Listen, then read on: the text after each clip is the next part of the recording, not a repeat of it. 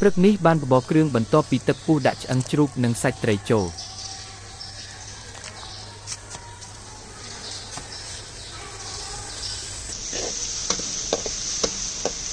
បន្ទាប់មករំលីងខ្ទឹមស្រំលីងឲ្យឆ្អិនឈ្ងុយ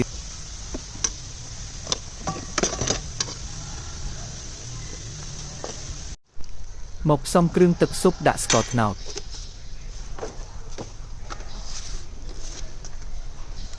ពីចេងម្សៅស៊ុបទឹកត្រី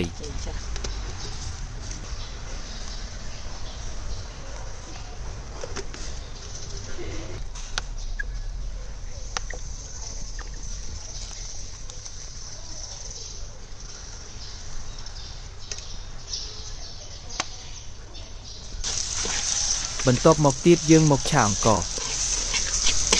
អូទេខ្ញុំភ្លេចថតកន្លែងពេលគ្រឿងចឹងហើយដាក់គ្រឿងប្រេងខ្យងដាក់ម្សៅស៊ុបដាក់ស្ករហើយឆាអង្ករឲ្យឆ្អិនល្មម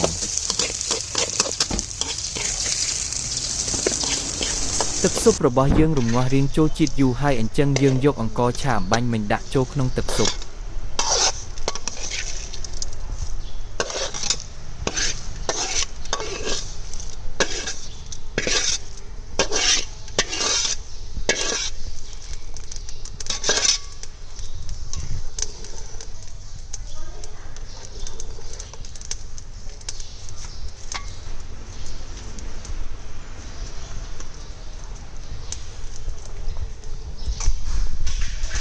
ពេលដែលដាក់រួចហើយយើងរំងាស់ប្រហែល15នាទី